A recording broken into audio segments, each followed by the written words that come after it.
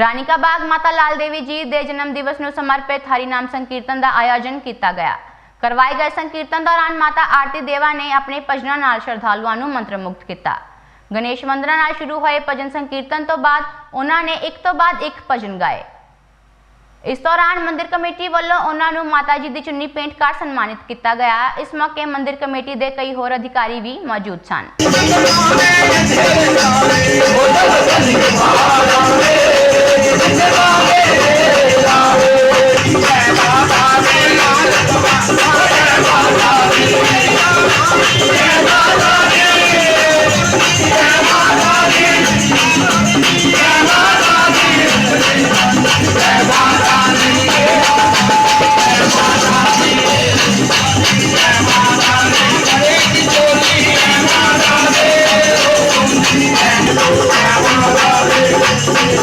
Jai Mata